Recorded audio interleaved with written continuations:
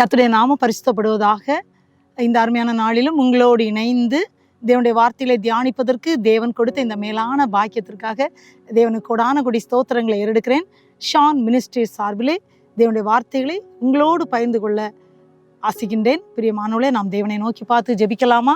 நம்ம இந்த வேளையில நம்ம எல்லாரும் இணைந்து தேவனை நோக்கி பார்த்து நாம் ஜெபிக்கலாம். உங்க நாமம் உயரணும், இன்று மேன்மை அடையணும், பாடுவேன் பாடுவோம் அல்லேலூயா. உங்க நாமம் உயரணும், இன்று மேன்மை அடையணும், பாடுவேன் பாடுவோம் அல்லேலூயா. ஹல்லேலூயா ஹல்லேலூயா யாவே ஹல்லேலூயா ஹல்லேலூயா ஹல்லேலூயா யாவே ஹல்லேலூயா. உங்க நாமம் உயரணும், இன்று மேன்மை அடையணும், பாடுவேன் பாடுவோம் அல்லேலூயா.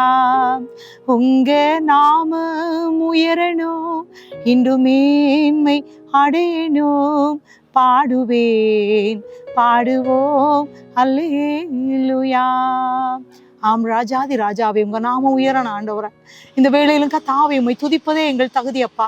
ஆண்டவரே, ஆத்தும மீட்பு என்ற தலைப்பில் அப்பாவுடைய சமூகத்திலே ஆண்டவரே நாங்கள் வந்து உங்களுடைய வார்த்தைகளை தியானிக்கத்தக்கதான கிருபைகளை கொடுத்தீங்களப்பா. இந்த வேளையிலும் ஆண்டவரே நிற்பேசும் அப்பா. இந்த வார்த்தைகளை கேட்கின்ற ஒவ்வொரு பிள்ளைகளுடைய குடும்பங்களிலும் ஆண்டவரே உங்களுடைய சமாதானம் வரும்படியாய், விடுதலை கிடைக்கும்படியாய், ஆத்ம மீட்பு மறுபடியாய் ஆண்டவரே ஒவ்வொரு பேரையும் ஆண்டவருடைய கரத்துல தாழ்த்தி கொடுக்கிறோம் அப்பா.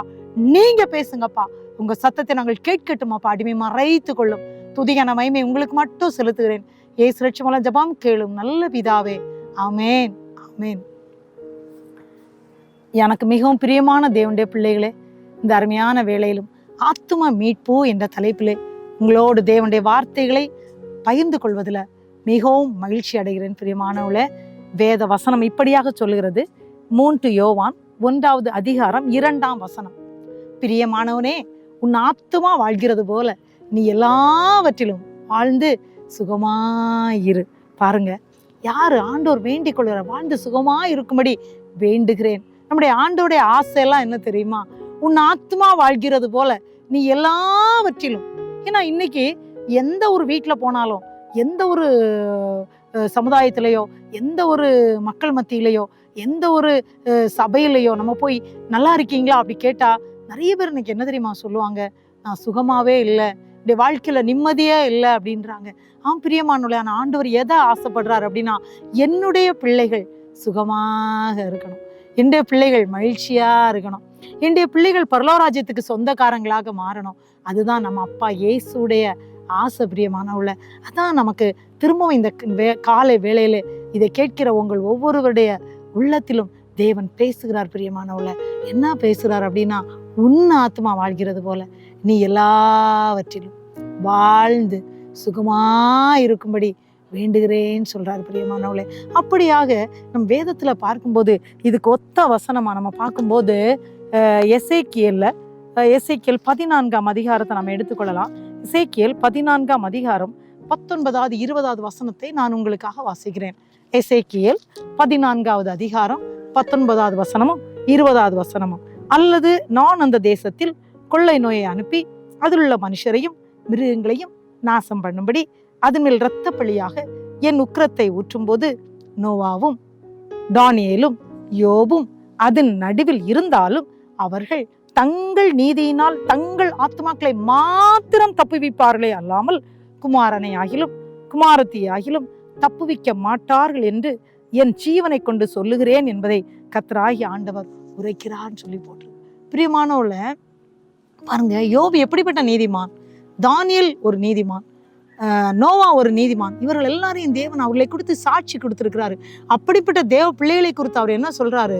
அதாவது ஆத்துமான்னு சொல்லும் போது பாருங்க, இந்த உலகம் முழுவதையும் மனுஷன் ஆதாயப்படுத்தி கொண்டாலும் தன் ஜீவனை நஷ்டப்படுத்தினால் அவனுக்கு லாபம் என்ன அப்படின்னு நம்ம பார்க்கிறோம். அவனுக்கு ஒரு லாபமுமே கிடையாது.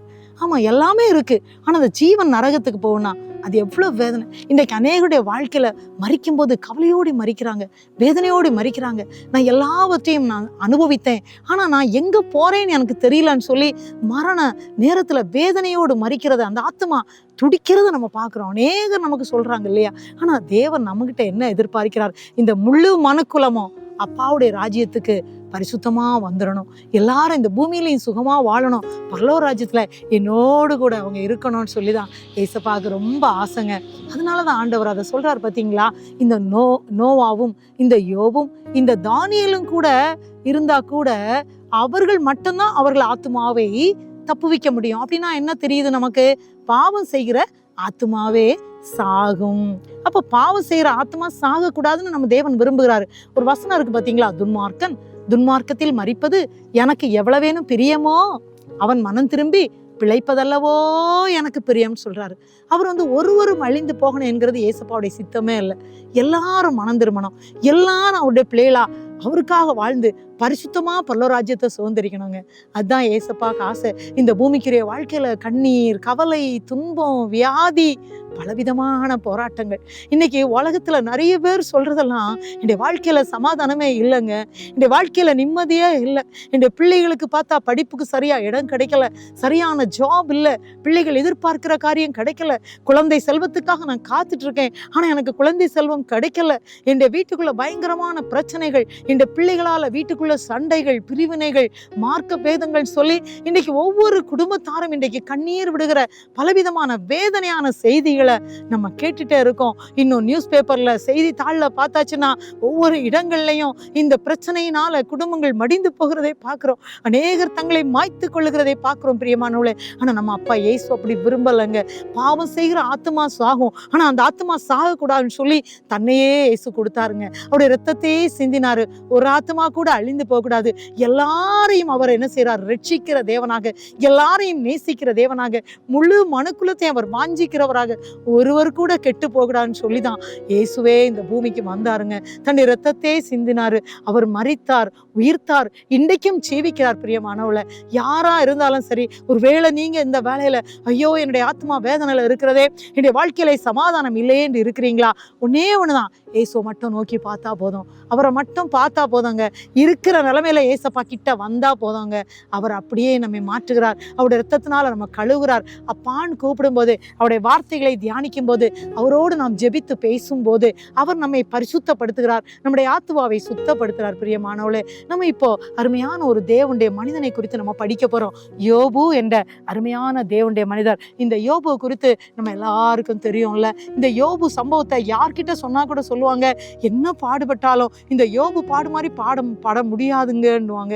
ஏன்னா யோபு அவ்வளவு விதமான பாடுகளை அனுபவித்தார் அப்படின்னு சொல்லி இந்த வேதத்துல நம்ம தெளிவா பார்க்கிறோம்ல.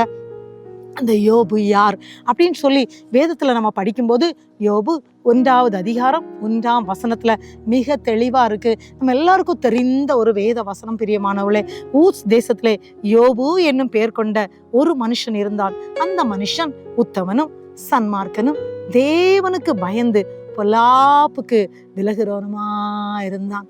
அப்படின்னா அவன் உத்தமன், அவன் சன்மார்க்கன், அவன் பொல்லாப்புக்கு பயப்படுகிறவன், அவனுடைய ஆத்மாவை பரிசுத்தமாக காத்து கொண்டவன், அவனுடைய ஆத்மாவை தீட்டுப்படுத்தாதபடி தன்னை காத்து கொண்ட ஒரு தேவனுக்கு பயந்த ஒரு தேவனுடைய ஒரு மனிதன். பாருங்க, தன்னுடைய பிள்ளைகள் பாவம் செய்திருப்பாங்கன்னு சொல்லி அவர் என்ன செய்வாராம்? அவங்களெல்லாம் அழைத்து அனுப்பி அவங்களை பரிசுத்தப்படுத்தி அவங்களுக்காக சர்வாங்க தகன பலிகளை அவர் செலுத்துவாராம். பாருங்க, அப்படி அவர் செலுத்தினார் என்று வேதத்துல பார்க்கிறோம். ஆனா ஒரு நாள் வந்தது, அவருடைய பிள்ளைகள் எல்லாரும் மரித்து விட்டாங்க.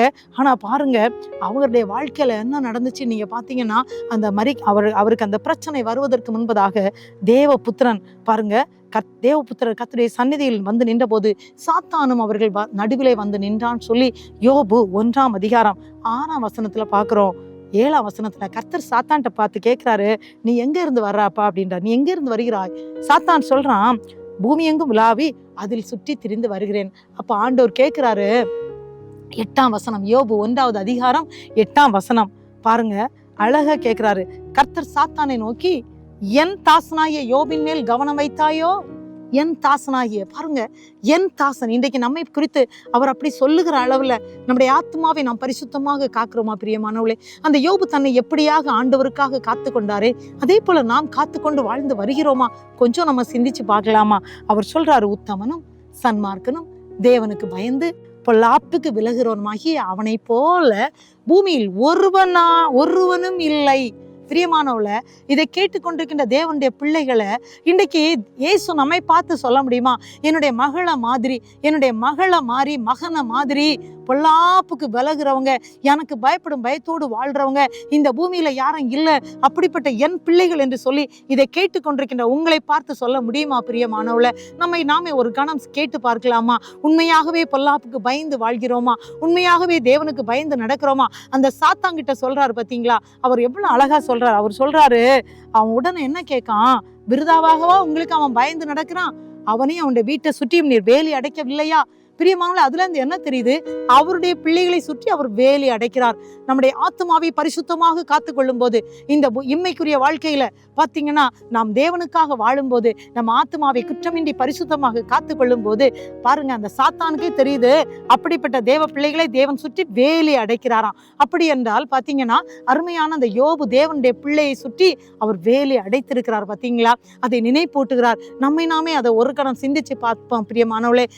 நம்மை நாமே கேட்டு பார்ப்போம். என்னுடைய வேலி அடைக்கப்பட்ட வேலையா இருக்கிறதா? என்னுடைய வீட்டை சுற்றி தேவனுடைய தூதர்கள் பாதுகாவல் செய்கிறார்களா? என்னுடைய வாழ்க்கையில நான் உண்மையாகவே ஆண்டவருக்காகத்தான் வாழ்கிறேனா?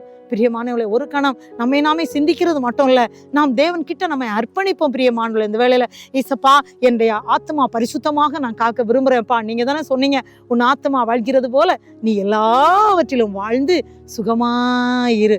அப்ப நான் சுகமா இருக்கணும்ல ஆண்டவரே, என் ஆத்மாவை பரிசுத்தப்படுத்துங்க ஆண்டவரே. நான் குற்றம் இல்லாதவனா மாறணும், குற்றம் இல்லாதவளா மாறணும். ஒரு விசை கூட உங்க அப்பா ஏசப்பா உங்க ரத்தத்தினால என்னை கழுவி சுத்திகரிங்கப்பா அப்படி நாம் கேட்கலாமா பிரியமானவர்களே? ஏன்னா இயேசு அதை விரும்புகிறார். ஒருவேளை இதுவரைக்கும் மாம்சத்தின் கிரியைகளை சிக்குண்டு அப்பாவுக்கு பிரியமில்லாத பாவத்தை செய்துட்டு இருக்கிறோமா? ஒருவேளை தேவன் விரும்பாத ஏதோ ஒரு காரியம் செய்து கொண்டிருக்கிறீங்களா?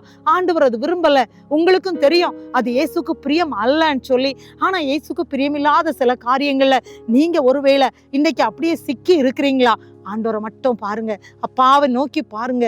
அந்த ஏசப்பா உங்க ரத்தத்தினால என்ன கழுவிருங்கப்பா, இந்த பாவத்திலேருந்து என்னை வெளியே கொண்டு வந்துருங்கப்பா. நான் உங்களுக்காக இந்த இம்மைக்குரிய வாழ்க்கையில நான் பரிசுத்தமாக வாழ விரும்புறேன், பரலோராஜ்யத்துக்கு நான் சொந்தக்காரனா வாழ விரும்புறேன்ப்பா. ஆண்டவரே, இந்த பூமியிலையும் நீ வாழ்ந்து சுகமாயிருன்னு சொன்னீங்களப்பா, ஆனா இந்த வாழ்க்கையில சுகமே இல்லப்பான்னு சொல்லி அழுது கொண்டிருக்கின்ற தேவ பிள்ளைகளை நீங்க இயேசுவை நோக்கி பாருங்க. இந்த வேளையில இயேசுவே என் உள்ளத்துக்குள்ள வாங்கன்னு சொல்லுங்க. இயேசுவே உங்க ரத்தத்தினால என்ன கழுவுங்கன்னு சொல்லுங்க. இப்போ உங்க வீட்டுக்குள்ள நீங்க எங்க இருந்து கேட்டுக்கொண்டு இருக்கிறீங்களோ, உங்களை நம்முடைய இயேசு ராஜா உங்களை சந்திக்கிறவராக, உங்க வாழ்க்கையில உங்க பாவங்களை மன்னித்து இயேசு ரத்தத்தால் உங்கள் கழுவி சுத்திகரித்து உங்களை சுகமாய் வாழ்ந்திருக்கிற தேவனாக உங்கள் வீட்டுக்குள்ள அவர் கடந்து வருகிறார். பிரியமானவர்களே, அப்பான்னு கூப்பிடுங்க. அவர் சொல்றார், இதோ வாசற்படியில் நின்று கதவை தட்டுகிறேன், ஒருவன் என் சத்தத்தை கேட்டு கதவை திறந்தால் நான் அவனிடத்துல பிரவேசித்து அவனோடு போஜனம் பண்ணுவேன்னு சொல்றாரு. அநேக நேரத்துல ஏசப்பா நம்ம கூட இருக்கிறா நம்ம நினைக்கிறோம்ல, ஆனா நம்முடைய ஆத்மா தீட்டுப்படும் போது நாமே என்ன செய்யறோம் தெரியுமா? ஏசப்பா, இப்ப இந்த காரியத்துல நான் இருக்கிறேன், கொஞ்சம் நீங்க வெளியே போயிருங்கன்னு சொல்லி நாமவே ஏசப்பா வெளியே இருங்கன்னு சொல்லி துரத்தி விடுறவங்களாதான் இன்னைக்கு அநேகருடைய வாழ்க்கை இருக்கு. பிரியமானவள, இந்த வேளையில அவர் தட்டி கொண்டு இருக்கிறார். என்ன ஏன் தட்டணும்? இயேசு கிறிஸ்து ஏன் தட்டணும்? அநேக நேரத்துல அவருக்கு பிரியமில்லாதை செய்யும் போது அந்த இடத்துல நம்ம அவரை பார்க்க முடியல, நாமே அவரை வெளியே விரட்டி விடுறோம். பிரியமானவள, இந்த வேளையில ஏசப்பா என் உள்ளத்துக்குள்ள வாங்கப்பா, என் வீடு ஒரு சுகமில்லாத வீடா இருக்குப்பா, என்னுடைய பிள்ளைகள் என்னுடைய குடும்பங்களுக்குள்ள அப்பா எங்க ஆத்மா சுகமா இல்லப்பா, நாங்கள் சுகமா வாழ முடியல ஏசப்பா, எங்க குடும்பத்துக்குள்ள வாங்க ஏசப்பான்னு சொல்லி இப்ப நீங்க கேட்பீங்கன்னா, இந்த வேளையில பிரியமானவங்கள, நீங்க யாரா இருந்தாலும் சரி, உங்க வீட்டுக்குள்ள உங்க தனிப்பட்ட வாழ்க்கையில இன்னைக்கு இயேசு கடந்து வந்து உங்க வாழ்க்கையில உங்களை நீங்க கேட்கிற இந்த வேளையிலே உங்களை சுத்திகரிக்கிற தேவன், உங்களை ஆசீர்வதிக்கிற தேவன், உங்களை உயர்த்துகிற தேவன், உங்கள் கண்ணீரை துடைக்கிற தேவன், உங்கள் வாழ்க்கையில உயர்வை தருகிற தேவன், நீங்க சுகமாய் வாழ்வதை விரும்புகிற தேவன், நீங்க சுகமாய் வாழ்வதற்குரிய அந்த கிருபைகளை இப்போ உங்க வீட்டுக்கு தருகிற தேவனாக உங்க வீட்டுக்குள்ள உங்கள்கிட்ட அவர் கடந்து வருகிறார். பிரியமானவளே, ஹல்லேலூயா, ஹல்லேலூயா. ஏன்னா நம்ம இயேசு ரொம்ப ரொம்ப நல்லவருங்க, அவர் ரொம்ப நல்லவர். பாருங்க, அந்த சாத்தான் கேட்கிறான், யோபு சுத்தி நீங்க பாத்தீங்களா, அவன் கேட்கிறான், நீர் அவனையும் அவனுக்கு வீட்டுக்கு அவனுக்கு உண்டான எல்லாவற்றையும் சுற்றி வேலி அடைக்கவில்லையோ? அவன் கைகளின் கிரியையை ஆசீர்வதித்தீர். பிரியமானவர்களே, அநேக வேளைகள்ல நம்முடைய கைகளின் கிரியை ஆசீர்வாதம் இல்லாதது போல இருக்கிறது அல்லவா? கொஞ்சம் யோசிச்சு பார்ப்போமா? ஏன்னா சங்கீதம் 1 நம்ம பார்க்கிறோம், துன்மார்க்குடைய ஆலோசனை நடக்காம, பாவியுடைய வழியில் நில்லாமல், பரியாசக்கார் உட்காரும் இடத்தில் உட்காராமல், இரவும் பகலும் உம்முடைய வேதத்தில் தியானமாயிருக்கிற மனுஷன் பாக்கியவான். அவன் நீர்க்காலின் ஓரமாய் நடப்பட்டு பார்த்தீங்கன்னா நல்ல தன் காலத்தில் தன் கனி தருவான், செழிப்பா இருப்பான், அவனுடைய இலை உதிராது, அவன் செய்வதெல்லாம் வாய்க்கும். பாருங்க, அப்போ தேவ பிள்ளைகள் இந்த சத்துரு கிரியையிலிருந்து விடுபட, இந்த ஆத்மா பரிசுத்தமா இருக்கணும்னா, சுகமா இந்த பூமியில வாழணும்னா, இந்த வார்த்தை நமக்கு தேவைங்க.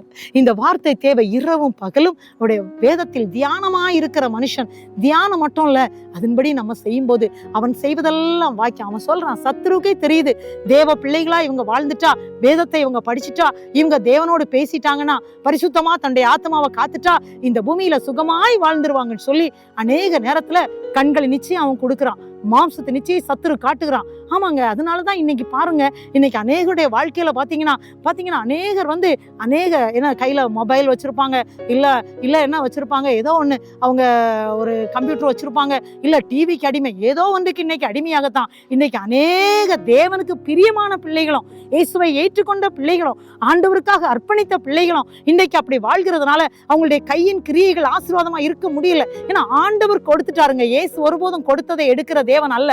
ஆனா நாமே என்ன செய்யறோம்? இயேசுவே நீங்க வெளியே நிடுங்க, நீங்க கொடுத்த ஆசீர்வாதம் இப்ப வேண்டாம், ஏன்னா நான் இதை வாஞ்சிக்கிறேன்னு சொல்லி தேவனுக்கு பிரியமில்லாத நம்முடைய ஆத்மாவை குற்றப்படுத்துகிற அநேக காரியங்களுக்கு நம்ம இன்னைக்கு இடம் கொடுத்து நம்முடைய வாழ்க்கை, இன்னைக்கு அநேகருடைய வாழ்க்கை பிரியமானவர்களே, இன்னைக்கு அந்த சுகமான வாழ்க்கையை இழந்து நிற்கிறாங்க. பிரியமானவர்களே, இன்னைக்கு நீங்க ஒருவேளை நினைக்கலாம், என்னுடைய கையின் கிரியை ஆசீர்வதிக்கப்படலையே நினைக்கலாம். பிரியமானவர்களே, இந்த வேளையில் தேவன் உங்களை பார்த்து தான் பேசுறார். நீங்க தேவனுக்கு உங்கள் ஆத்மாவை அர்ப்பணிக்கும் போது, பரிசுத்தமாக உங்களை அர்ப்பணித்து வாழும்போது உங்களுடைய கையின் கிரியைகளை தேவன் ஆசீர்வதிக்கிறார். பாருங்க, அந்த சத்துருவுக்கு தெரியுது. பாருங்க, ஆண்டவருடைய பிள்ளைகளை, ஆத்மாக்களை பரிசுத்தமா காக்கிற தேவன் பிள்ளைகளாக வாழ்கிற குடும்பங்களை தேவன் வேலி அடைத்து பாதுகாக்கிறாராம். அது மட்டும் இல்லையா, கையின் கிரியைகளை ஆசீர்வதிக்கிறாராம். அது மட்டும் இல்லைங்க, அவனுடைய சம்பத்து தேசத்தில் பெருகிற்று. ஆம் பிரியமானவர்களே, அவன் உத்தமன், அவன் சன்மார்க்கன், அவன் பொல்லாப்புக்கு விலகுகிறவன், அவனை போல யாரும் இல்லைன்னு சொல்லி அவரே சாட்சி கொடுக்கிறாரு. இன்னைக்கு நம்மை குறித்து சாட்சி கொடுக்க முடியுமா? அவனுடைய சம்பத்தை பெருகிட்டு. அநேக நேரங்களை நம்ம நினைக்கிறோம்ல, ஒருவேளை நீங்கள் இதை கேட்டுக்கொண்டிருக்கிற தேவ பிள்ளைகள், எனக்கு சொந்தமா ஒரு வீட்டுல கூட என்னால இருக்க முடியலையே, நான் வீடு வாடகை மாறி மாறி போய்கொண்டு இருக்கிறேனே, இந்த பூமியில என்னால இருக்க முடியலையே. நான் ஆண்டுடைய வார்த்தை என்ன சொல்லு தெரியுமா? இந்த பூமியிலே தங்கி தாபரிப்பதற்கென்று அவர் இந்த பூமிக்குரிய ஒரு கூடாரம், அந்த பூமியிலே நமக்கு அவர் அமைத்து கொடுக்கிற தேவனாக இருக்கிறார். பாருங்க, இந்த யோபுடைய சம்பத்து தேசத்தில் பெருகிட்டு. ஆபிரகாம் இந்த பூமியில வாழ்ந்த போது அவர் செல்வ சீமானாக வாழ்ந்தார்னு சொல்லி பார்க்கிறோம். ஈசாக்கு விதை விதைத்தான், அவர் 100 மடங்கு பலன் அனுபவித்தாராம். யாக்கோபை தேவன் ஆசீர்வதித்தார். பாருங்க, இந்த ஆபிரகாமின் தேவன், ஈசாக்கின் தேவன், யாக்கோபின் தேவன் இன்னைக்கு நம்முடைய ராஜாதி ராஜாவாகிய இயேசு கிறிஸ்துங்க. அவர் நம்முடைய வாழ்க்கைய தேசத்தில் சம்பத்தை பெருக வைக்கிற தேவன். ஒருவேளை இன்றைக்கு இதை கேட்டுக்கொண்டிருக்கின்ற தேவ பிள்ளைய நீங்க நினைக்கலாம், என்னுடைய வாழ்க்கையில எவ்வளவு குறைவுகள், நான் எவ்வளவு வறுமைக்குள்ள இருக்கேன், எனக்கு இது நடக்குமா? ஒண்ணு புரியுமா? ஒண்ணு தெரியுமா? பிரியமானவர்களே, இந்த யோபு தன்னை முழுதுமாக ஆண்டவருக்கு அர்ப்பணித்திருந்தார். பாருங்க, அவர் நீதிமானாக இருந்தார், அவர் தன்னுடைய ஆத்மாவை பரிசுத்தமாக காத்து கொண்டார். ஆபிரகாம் அப்படி காத்து கொண்டார், ஈசாக் அப்படி காத்து கொண்டார் என்று பார்க்கிறோம். யாக்கோபு அவரும் தன்னை காத்து கொண்டார் சொல்லி வேதத்துல பார்க்கிறோம். பிரியமானவர்களே, அதனால அவங்க வாழ்க்கையில தேவன் எப்படியாக அவர்களை பெருக பண்ணினார். அந்த யாக்கோபுடைய பிள்ளைகளை பாருங்க 12 கோத்திரங்களாக மாற்றுகிறார். யோசேப்புடைய 2 பிள்ளைகளுக்கும் அந்த பாக்கியத்தை தேவன் கொடுக்கிறார். எவ்வளவு பெரிய ராஜாதி ராஜா பாத்தீங்களா? சம்பத்து தேசத்தில் பெருகிட்டு. பிரியமானவர்களே, ஒருவேளை இதை கேட்டுக்கொண்டிருக்கிற தேவ பிள்ளைகளை, இப்படி ஒருவேளை உங்க வாழ்க்கையில ஏதோ ஒரு விதத்துல வறுமையில எல்லாவற்றையும் இழந்து கொண்டு எங்களுடைய வாழ்க்கையில அப்படி ஒரு ஆசீர்வாதம் வருமா என்று ஏங்கி தவித்துக் கொண்டு இந்த டிவி சேனல்ல இந்த வார்த்தையை கேட்டுக் கொண்டிருக்கின்ற அன்பான தேவ பிள்ளைகளை தேவன் உங்களை பார்த்து பேசிக் கொண்டிருக்கிறார். பிரியமானவர்களே, அந்த சாத்தான் சொல்றான், அவன் உத்தமனா இருக்கிறான், அவன் நல்லா இருக்கான், அவனை குறித்து ஒரு சாட்சி கொடுக்கும் போது சொல்றாரு, அதான் நீங்க அவனை சுற்றி வேலி அடைச்சு வச்சிருக்கீங்களே, அவனுடைய கை கிரியெல்லாம் நீங்க ஆசீர்வச்சிட்டீங்களே, அவனுடைய சம்பத்து தேசத்தில் பெருகி இருக்கிறதேன்னு பாருங்க. அந்த சத்துருவுக்கு தெரியுதுங்க. இன்னைக்கு அநேக தேவ பிள்ளைகள் தேவனுடைய ஆசீர்வாதத்தை இழந்து தவிக்க காரணம் என்ன தெரியுமா? இந்த ஆத்மாவை தீட்டுப்படுத்துறாங்க, கண்களின் நிச்சயில விழுறாங்க. அந்த சத்துருவானவன் எப்படியாவது பிள்ளைகளை கவிழ்க்க வேண்டும் என்று சொல்லி அந்த பிசாசானவன் பல விதங்கள்ல கிரியை செய்கிறான். ஆனா இந்த வேதம் வாசிக்கிற பிள்ளைய அவனால தொட முடியாது. இந்த தேவனுக்காக ஜெபிக்கிற பிள்ளைய அவனால தொட முடியாது. ஆத்மாவை பரிசுத்தமா காத்து கொள்ளுகிற பிள்ளைய சத்துருவால் தொட முடியாது பிரியமானவர்களே. ஏன்னா தேவனிடத்துல வார்த்தையை தியானிக்கிறவன், தேவனோடு பேசுகிறவன், தேவனுக்காக தேவ சித்தத்தை செய்கிறவன், அவனுடைய ஆத்மா சாகாதுங்க, அவனுடைய ஆத்மா வாழும். இந்த இம்மையிலும் மறுமையிலும் அவன் ஆசீர்வாதத்தை பெற்றுக்கொள்வான், மறுமையிலே நித்திய ஜீவனை அடைவான் என்று நம்முடைய இயேசு சொல்லி இருக்கிறார் பிரியமானவர்களே. இங்க இன்னும் நீங்க பாத்தீங்கன்னா, இப்போ ஆண்டவர் சொல்றாரு, அவன் கேட்கிறான், அவர் சொல்றாரு, கர்த்தர் சாத்தானை நோக்கி, இதோ அவனுக்கு உண்டானவைகள் எல்லாம் உன் கையில் இருக்கிறது, அவன் மேல் மாத்திரம் உன் கையை நீட்டாதே. பாருங்க, அவன் போறான். அந்த யோபுடைய வாழ்க்கையில என்ன நடந்துச்சுன்னு தெரியும். அவனுடைய பிள்ளைகள் எல்லாம் மரித்து போனாங்க. பாருங்க, அவங்க பிள்ளைகள்லாம் மரித்து போய் அந்த செய்திகள்லாம் அவனுக்கு வருது. அருமையான தேவனுடைய பிள்ளைகளே, யோபு 1ஆம் அதிகாரத்துல 20ஆம் வசனத்துல 21, 22 நம்ம பார்க்கிறோம். அப்பொழுது யோபு எழுந்திருந்து தன் சால்வையை கிழித்து தன் தலையை சிரைத்து தரையிலே விழுந்து பணிந்து, அதாங்க அதுல ரொம்ப மிக முக்கியமான ஒரு வார்த்தை. இதெல்லாம் நடந்த போதிலும் அவன் தேவனை பணிந்து, பாருங்க, தன்னை தாழ்த்தி தேவனை பணிந்து என்ன சொல்றான், நிர்வாணியாய் என் தாயின் கர்ப்பத்திலிருந்து வந்தேன், நிர்வாணியாய் அவ்விடத்துக்கு திரும்புவேன், கர்த்தர் கொடுத்தார், கர்த்தர் எடுத்தார், கர்த்தருடைய நாமத்துக்கு ஸ்தோத்திரம் என்றான். மிக முக்கியமா அந்த யோபு 1ஆவது அதிகாரம் 22ல மிக தெளிவா சொல்றது, இவை எல்லாவற்றிலும் யோபு பாவம் செய்யவும் இல்லை, தேவனை பற்றி குறை சொல்லவும் இல்லை. எனக்கு மிகவும் பிரியமான தேவனுடைய அன்பான பிள்ளைகளே, இந்த வேளையிலும் அருமையான இந்த வார்த்தையை நாம் தியானித்துக் கொண்டிருக்கின்றோம். அவன் தேவனுக்காக வாழ்ந்தவன், எந்த ஒரு பாவம் செய்யல. ஆனா அந்த பிசாசானவன் சாத்தான் தேவனிடத்துல அனுமதியை வாங்கிட்டு போய் தொட்டுச்சான்ல. ஆனா அவனுடைய உயிரை, அதாவது என்ன சொல்றாரு ஆண்டவர், சொல்றாரு, உன் கையை மட்டும் அவன் மேல நீட்டாதே அப்படின்னு சொல்லிட்டாரு இல்லையா. அவன் மேல கையை நீ வச்சிடாத அப்படின்னு சொல்லிட்டாரு. ஆனா என்ன செய்ய, அவன் எல்லாத்தையும் இழந்துட்டான். ஆனா பாத்தீங்கன்னா அவன் மேல் மாத்திரம் கை போட ஆண்டவர் அவனுக்கு இடம் கொடுக்கல.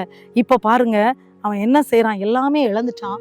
ஆனா அழகான வார்த்தை பார்த்தீங்களா, முதல்ல தன்னை தாழ்த்துக்கிறான், பணிந்து கொள்ளுகிறான் சொல்லி யோபு 1ஆவது அதிகாரம் 20ஆவது வசனத்துல படிச்சோம். 21ஆம் வசனத்துல கர்த்தர் கொடுத்தார், கர்த்தர் எடுத்தார், கர்த்தருக்கு ஸ்தோத்திரம் சொல்லி துதிக்கிறான். எவ்வளவு ஆச்சரியமா இருக்குல்ல. அது மட்டும் இல்ல, 3ஆவது என்ன சொல்றான், இவை எல்லாவற்றிலும் யோபு பாவம் செய்யவும் இல்லை, தேவனை பற்றி குறை சொல்லவும் இல்லை. எனக்கு மிகவும் பிரியமான தேவனுடைய பிள்ளைகளே, இப்படிப்பட்ட சூழ்நிலை வழியா நம்ம அநேக நேரத்துல கடந்து வர்றோம்ல, தேவனுக்கு பயந்து வாழும்போது கூட. ஏன்னா வசனமே சொல்லுது இல்ல, ஏன்னா அவர் சொல்லியிருக்காரு, நீதிமானுக்கு வரும் துன்பங்கள் அநேகமா இருக்கும், ஆனா அவைகளில் நின்று அவர் விடுவிப்பார் அப்படின்னு இருக்கு. நீதிமானுக்கு துன்பம் வந்தாலும் தேவன் கைவிடுகிற தேவன் அல்ல பிரியமானவர்ல. உலகம் ஒருவேளை பகைக்கலாம், ஆனா தேவன் என்ன செய்வாரு, அவங்க பகைக்கிறான்னு சொல்லி நம்மளை கைவிட மாட்டாரு. இயேசு நம்ம கூடவே இருக்காரு, அவர் கூடவே இருப்பார். யோசேப்பை பகைச்சாங்கங்க, யோசேப்பை பகைச்சாங்க. ஆனா பகைத்ததுனால அவர் விழுந்துட்டாரா, அவரை வளர்த்தினார். அந்த பகையின் மத்தியில அவங்க குழியில போட்டாங்க, ஆனா அந்த யோசேப்பை உயர்த்தினாரு. பாருங்க, தன்னுடைய குடும்பத்தை குழியில் போட்ட தன்னுடைய அண்ணன்மார்களே, தன்னுடைய அப்பா எல்லாரையும் போஷிக்கிற ஒரு மகனாக அந்த யோசேப்பை தேவனை எகிப்து தேசத்துல உயர்த்தினான்னு சொல்லி பாக்குறோமே.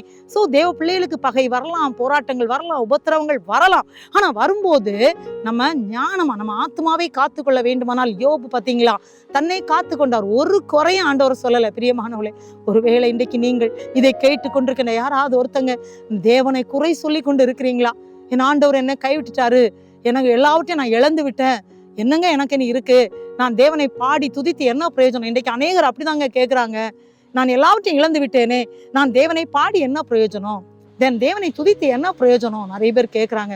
எனக்கு மிகவும் பிரியமான தேவனுடைய பிள்ளைகளே, ஒருவேளை அதே சூழல் நிலையில ஒருவேளை நீங்கள் இருக்கலாம், ஆனா தேவன் உங்களை விட்டு விலகலைங்க, தேவன் உங்களை விட்டு விலகலை.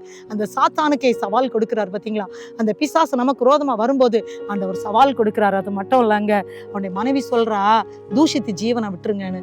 ஆனா ஜீவனை விட்டாரா? ஜீவனை விடல. தேவனிடத்தில் நன்மை பெற்ற நாம் தீமையும் பெற வேண்டாமோ அப்படின்னு சொல்லி, இவை எல்லாவற்றிலும் யோபு தன் உதடுகளினால் பாவம் செய்யவில்லைன்னு சொல்லி யோபு 2ஆம் அதிகாரம் 10ஆம் வசனத்துல நம்ம படிக்கிறோம். பாருங்க, அந்த யோபு எத்தனை பாடுகள் பட்டாரு, அவர் தேவனுக்காக பரிசுத்தமா தன்னை காத்து கொண்டாரு. அந்த யோபு 42ஆம் அதிகாரத்துல இவருக்கு விரோதமாக எல்லாரும் பேசி கொண்டிருந்தாங்க இல்லையா, இந்த செய்தி எல்லாருக்கும் தெரியும். பிரியமானவளே, அத்தனை பேர் அவருடைய நண்பர்கள் பேசின போதும் அவர் யாரையும் வெறுக்கல.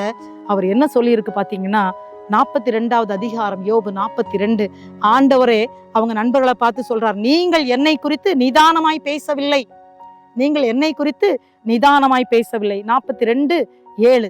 ஏன் நிதானம்? அப்ப எப்படி யோபு அவ்வளவு நிதானமாக இருந்தாராம்? இப்ப சொல்றாரு, யோபு உங்களுக்காக வேண்டுதல் செய்வான், என் தாசனாகிய யோபு பேசினது போல் நீங்கள் என்னை குறித்து நிதானமாய் பேசவில்லைன்னு சொன்னாரு. இப்ப யோபு தன்னுடைய சிநேகிதருக்காக ஜெபித்தாருங்க. யோபு தன் சிநேகிதருக்காக வேண்டுதல் செய்த போது கர்த்தர் அவன் சிறையிருப்பை திருப்பினார். யோபுவுக்கு முன்னிருந்த எல்லாவற்றை பார்க்கிலும் இரண்டத்தனையா கர்த்தர் அவருக்கு தந்தருளினார். பார்க்கிறோம் பிரியமானவர்கள, இரண்டத்தனையா. யோபு 140 வருஷம் உயிரோடு இருந்து 4 தலைமுறையாக தன் பிள்ளைகளையும் தன் பிள்ளைகளுடைய பிள்ளைகளையும் கண்டான். மறுபடியும் 10 பிள்ளைகளை தேவன் கொடுத்தாரு. எல்லாம் டபுளா மாறிச்சுங்க.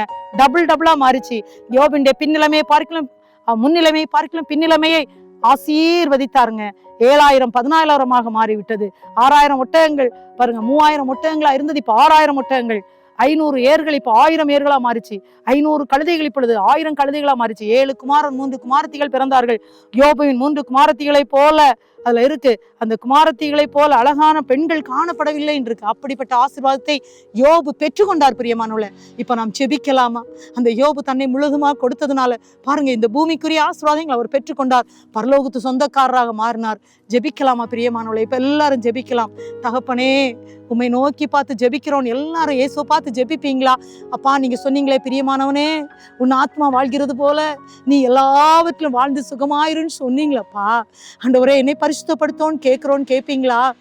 தகப்பனே, உம்மை ஸ்தோத்திரிக்கிறோம் அப்பா. அன்பான உங்களுடைய பிள்ளைங்க ஆண்டவரே உம்மை நோக்கி பார்த்து ஜெபிக்கிறாங்கப்பா.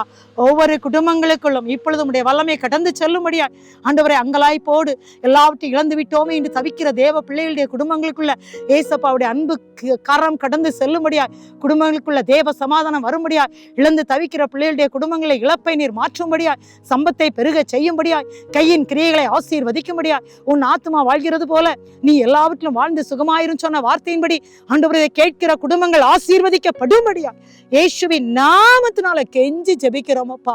ஒவ்வொரு பிள்ளைகளையும் ஆசீர்வதிங்க ஆண்டவரே. ஆவி ஆத்மா சரீரம் பரிசுத்தமா இருக்கட்டும் அப்பா. உன் ஆத்மா வாழ்கிறது போல நீ எல்லாவற்றிலும் வாழ்ந்து சுகமாயிருன்னு சொன்னது போல இயேசுவின் நாமத்திலே பிள்ளைகள் வாழ்ந்து சுகமாயிருக்கட்டும் அப்பா. வாழ்த்தி ஆசீர்வத்தை நான் ஜெபிக்கிறேன். நீர் பொறுப்படுத்திக் கொள்ளும். நீங்க மட்டும் மயம்பட்டா போதும் ஆண்டவரே. துதிகன மகிமை உங்களுக்கு மட்டும் செலுத்துகிறோம். இயேசு ரட்சமலன் ஜெபத்தை ஏற்றுக்கொள்ளும் அன்பு நிறைந்த பரமபிதாவே. ஆமேன், ஆமேன். கர்த்ததாமே உங்கள் ஒவ்வொரு பேரையும் ஆசீர்வதிப்பாராக. ஆமேன், ஆமேன்.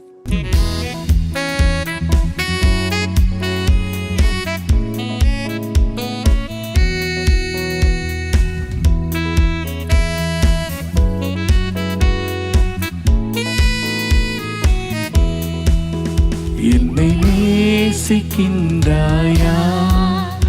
என்னை நேசிக்கின்ற